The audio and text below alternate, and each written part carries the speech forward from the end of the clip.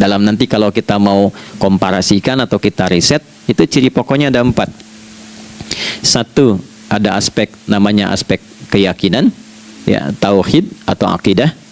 Nah, kalau hanya melihat, hewan juga melihat.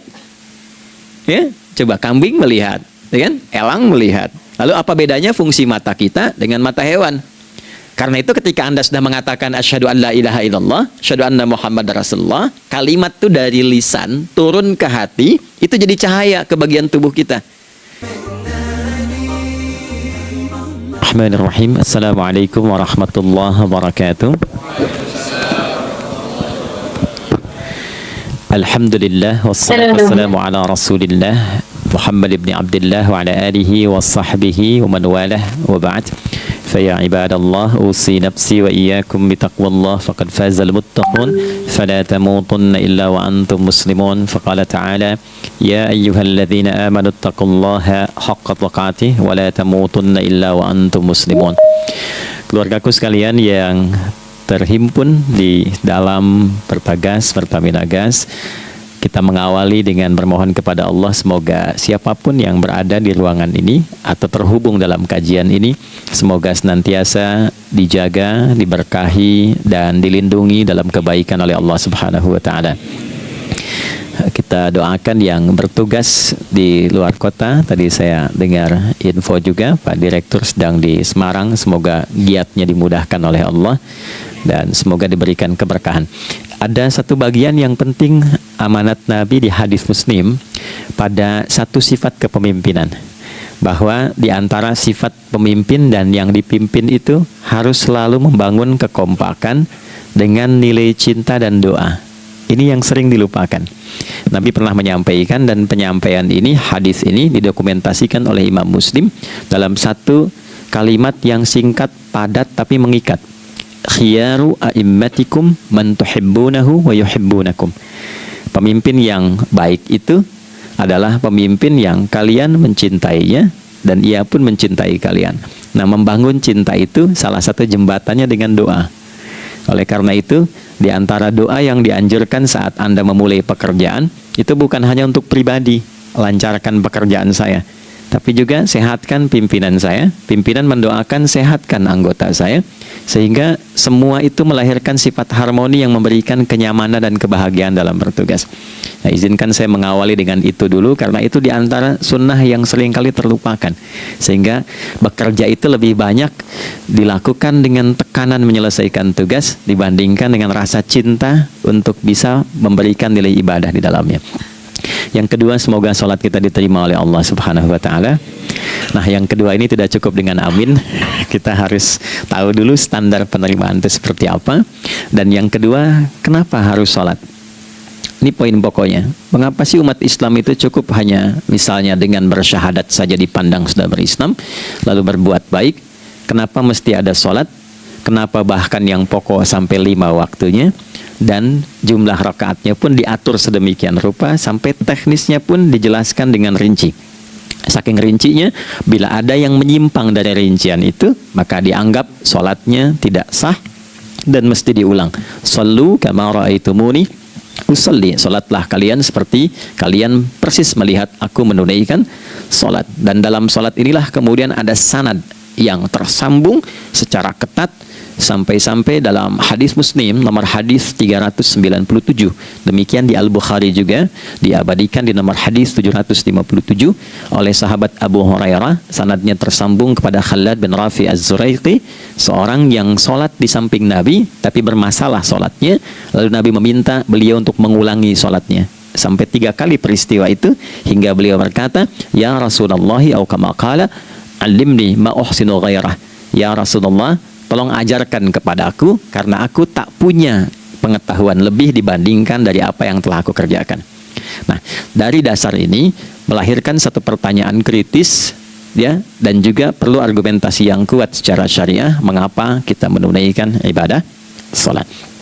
Baik teman-teman sekalian, karena waktu kita sangat padat, ya, kita manfaatkan sebaik-baiknya. Saya mohon izin, kajian kita akan lebih fokus kepada inti materi sehingga manfaatnya lebih banyak kita dapatkan. Sholat satu-satunya amalan di dalam Islam yang mencakup 4 bagian pokok dalam beragama. Jadi ketika seseorang menetapkan dirinya beragama dan ciri satu nilai agama itu bernilai benar, ya, dalam nanti kalau kita mau komparasikan atau kita riset, itu ciri pokoknya ada 4. Satu, ada aspek namanya aspek keyakinan, ya, tauhid atau akidah. Nggak mungkin kan beragama kalau nggak yakin. Ya, karena itu pasal 29 ayat kedua itu mengandung nilai keyakinan. Negara menjamin kemerdekaan tiap-tiap penduduk untuk memeluk agamanya masing-masing dan beribadah menurut agama dan kepercayaannya itu. Ya, jadi nggak mungkin kita bisa menghasilkan nilai kepercayaan dan ibadah kalau tidak ada unsur keyakinan. Atau bahasa kitanya disebut dengan iman. Ya, iman itu nanti juga dipaku dalam setiap nilai kebangsaan di konteks Negara Kesatuan Republik Indonesia. Ini yang paling membahagiakan. Jadi mau jadi pegawai apapun itu syarat, ya, salah satu syarat yang melekatnya beriman dan bertakwa kepada Tuhan Yang Maha Esa, gitu kan? Ya, kemarin saya di BPK itu ada 11 bab Romawi, 40 pasal. Ya, di bab yang keempat pasal 13 tentang pemberhentian dan pengangkatan itu ada 11 poin. A sampai K. Di poin B yang keduanya, syarat menjadi bagian dari anggota BPK itu beriman dan bertakwa kepada Tuhan Yang Maha Esa.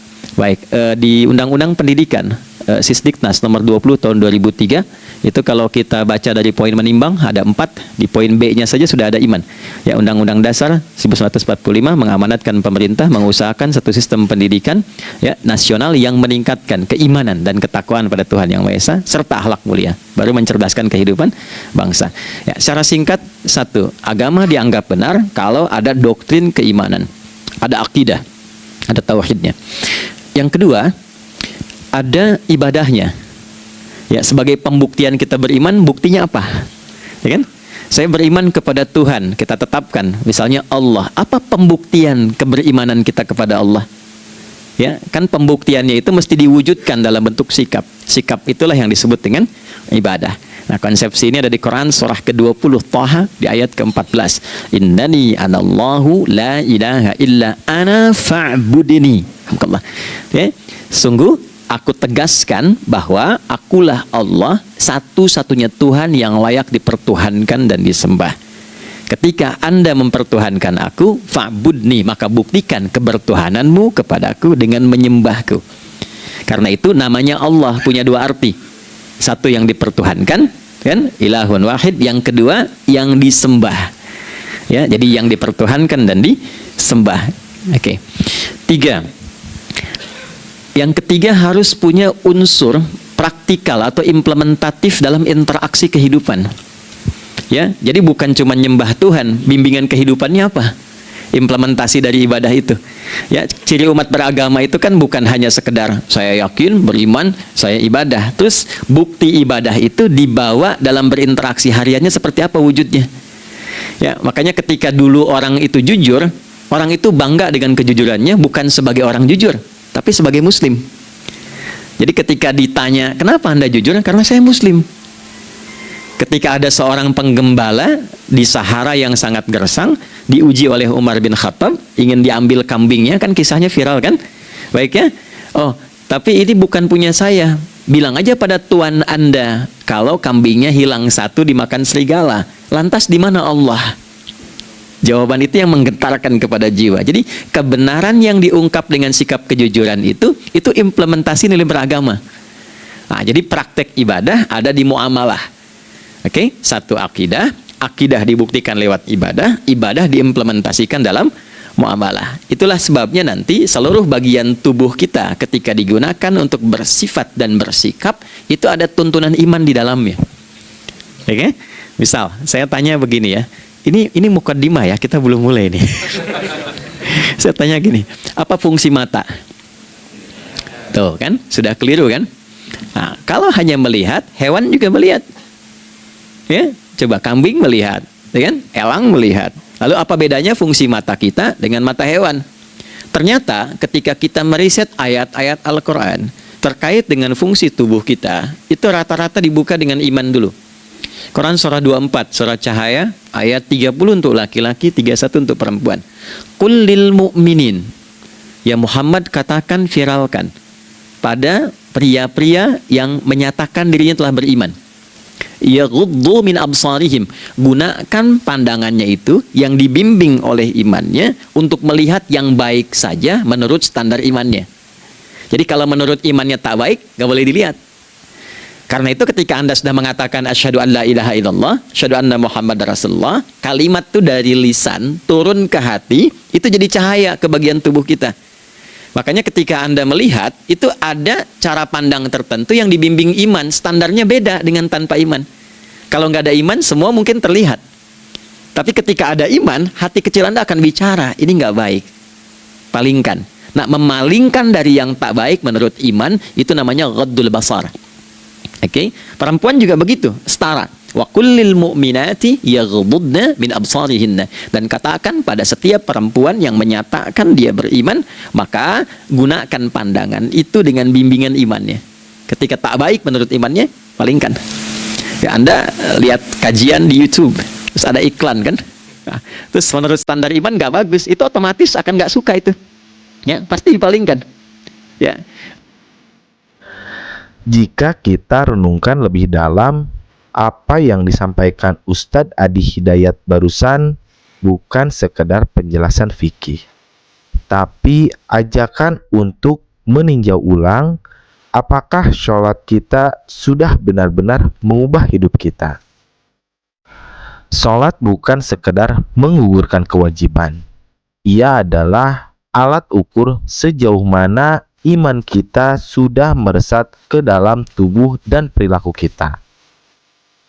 Ketika mata mudah terjaga dari maksiat, lisan tertahan dari mencela, dan hati cepat lembut terhadap sesama, itu bukan hanya karena kita baik, tapi karena sholat kita hidup. Pernahkah kita mendengar kisah Umar bin Khattab dan seorang penggembala? Ketika Umar menyuruh sang penggembala menjual seekor kambing milik tuannya secara diam-diam, pemuda itu menjawab dengan kalimat sederhana namun mengguncang hati. Fa'ani Allah. Lalu di mana Allah? Inilah iman yang hidup, dan keimanan seperti itu lahir dari sholat yang benar. Allah berfirman dalam Quran surat Taha ayat 14. Innani anallahu la ilaha illa ana fa'budni wa aqimi sholata li zikri. Sesungguhnya aku adalah Allah, tidak ada Tuhan selain aku. Maka sembahlah aku dan dirikanlah sholat untuk mengingatkanku. Perintah sholat bukan hanya bentuk ibadah, tapi cara Allah menanamkan kesadaran dalam hidup manusia. Sholat adalah pengingat bahwa kita ini lemah dan hanya akan kuat saat terus terhubung dengannya. Maka, jika sholat kita hari ini belum menenangkan hati, belum menahan amarah, belum menjauhkan dari yang haram, mungkin yang perlu kita ubah bukan sekedar gerakannya, tapi hatinya. Karena sholat bukan hanya gerakan tubuh, tapi gerakan jiwa yang menyatu dengan kehendak Allah. Mari kita perbaiki sholat kita bukan untuk menambah nilai di mata manusia, tapi agar kita semakin dekat dengan Allah Subhanahu wa Ta'ala.